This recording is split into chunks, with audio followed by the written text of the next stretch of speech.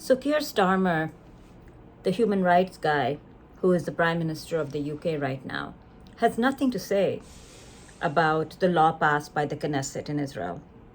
He says beyond what Yvette Cooper has said, he has nothing more to say.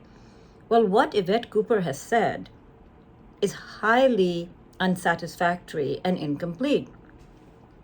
Because what she seems to focus on, along with some other Europeans who've signed on and then have come out with stronger statements, is that the UK abhors the death penalty. The death penalty. That is what is wrong. She does not once mention that it is a racist and discriminatory and abhorrent punishment.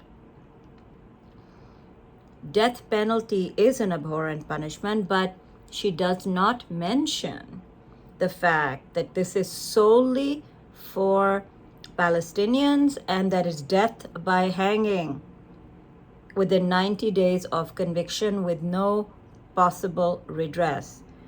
But if a Jewish person kills a Palestinian, there is no such penalty. So, Keir Starmer says he refuses to make any further statement. Any surprise? King Charles plans to come to the US with Queen Camilla. That visit seems to be going through in late April. From what I understand, a majority of the UK citizens don't want him to do that. But you know, the British royal family has a rather dodgy track record when it comes to fitting, bolstering, cozying up to fascists around the world. They've cozied up to the Nazis, they cozied up to all the tin pots in the Gulf, they've cozied up to Trump throughout his presidency, first term and now the second term. But coming here at this point, where all the horrors have taken place inside the United States and the war in Iran, all the spewing of hatred towards Britain itself, what is he thinking? What is he coming to protect? The royal family's investments in the US? What?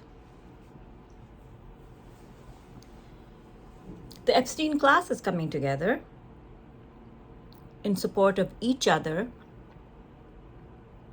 and in support of this war. Keir Starmer protected Mendelssohn.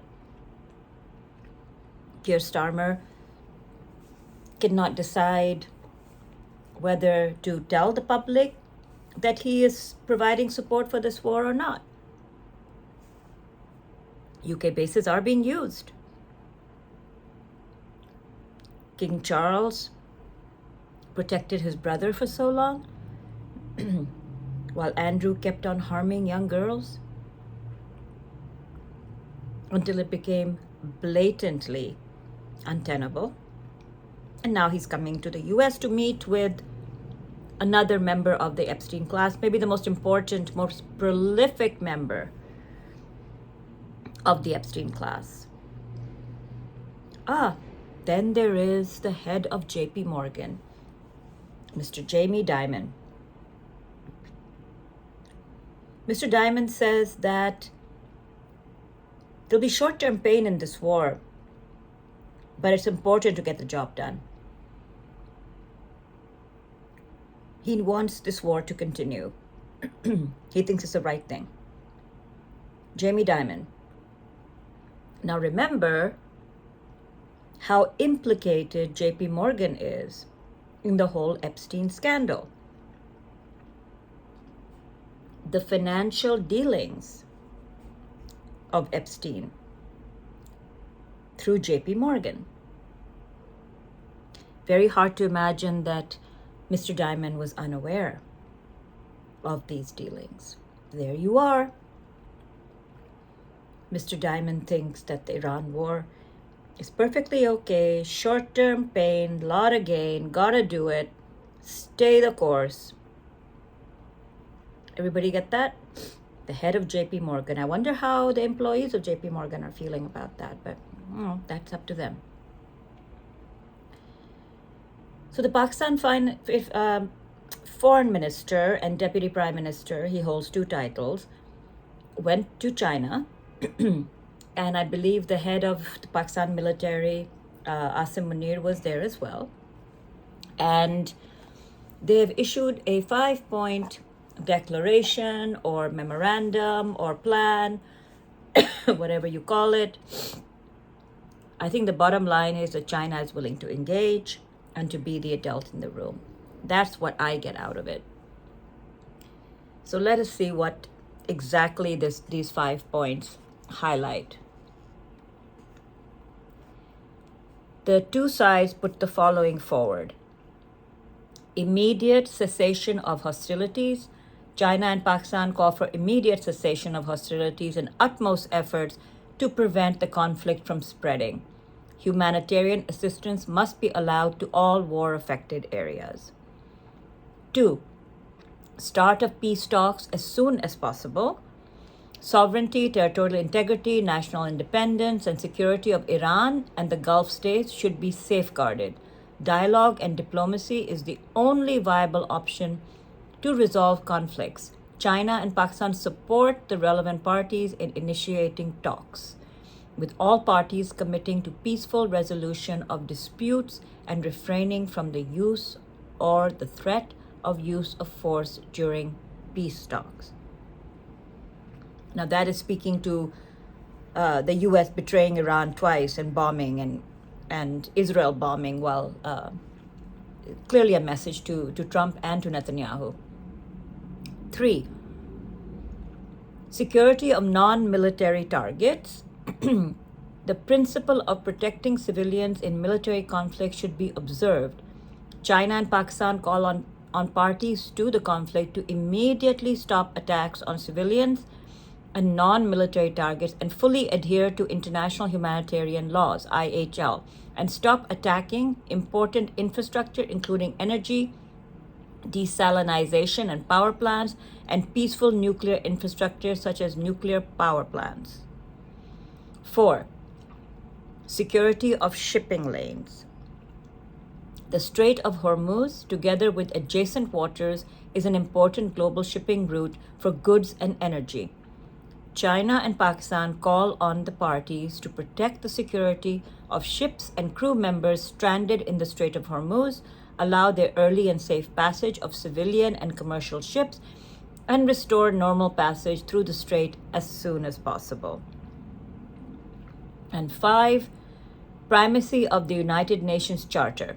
China and Pakistan call for efforts to practice true multilateralism, to jointly strengthen the primacy of the United Nations, and to support the conclusion of an agreement for establishing a comprehensive peace framework and realizing lasting peace based on the purposes and principles of the UN Charter and international law. Now, this is how adults engage in diplomacy. This is how adults talk. Unfortunately, in the United States, there is nobody who can match this level of sophistication. There is no statesman or stateswoman left. There is such a degrading of diplomats, respect, sophistication. It's all gone. So China is stepping in. Pakistan has asked China to step in, and it sounds like China is willing to do so. We should see that as a positive. But again, what will they do about Israel? Israel refuses to be a responsible citizen of the world. It does not recognize UN charters. It does not recognize international humanitarian law. It does not recognize human rights law. They have gone so far as to say that the United Nations building should be blown up. Netanyahu and his thugs call the United Nations an anti-Semitic platform. I wonder if they will call this 5 points anti-Semitic. Right now, the real wild card, or not so wild card because I think everybody knows because they're saying it, is Israel. Taking an example of Pakistan and China, maybe the Europeans want to issue a statement of their own about Lebanon and what should be done about Lebanon. Speaking of Lebanon, Israel yesterday killed 3 Indonesian UN peacekeepers in southern Lebanon. 3 young men from Indonesia who were serving as Blue Helmets, peacekeepers, with UNIFIL, I think that is the acronym. Indonesia happens to be the largest Muslim country in the world.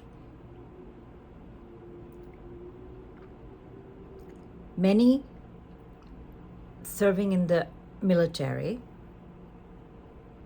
go to serve as UN peacekeepers. It's considered a highly prestigious posting because they can earn hard currency. They could earn a lot more as peacekeepers than they would as the regular soldiers in their own army. And that is how they support their families, by putting their lives at risk. Because they're literally put between warring factions with heavy weaponry. And often these peacekeepers do not have that kind of weaponry, if they have any. They're clearly marked. Their cars are clearly marked. Their locations are clearly marked. Time and time again, Israel has hit UN peacekeepers in Lebanon. This is not the first time. Now they have killed them.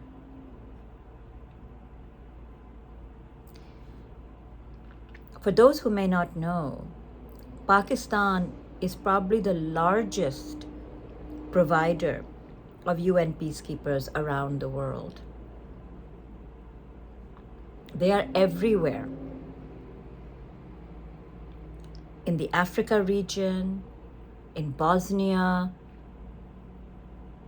everywhere where peacekeepers are deployed, Pakistani peacekeepers are there. I don't know if they are deployed in Lebanon. It's quite possible they are. But this is the danger they're all facing, of a rogue state killing at will. And now they have killed 3 young Indonesian peacekeepers. Who is going to stop them? Certainly not Keir Starmer, who can't even bring himself to comment on one of the most racist, horrible, discriminatory laws passed anywhere in the world ever. That is the state of affairs out of the UK. I am not surprised that King Charles, is coming to embrace, right now, one of the leading fascists in the world.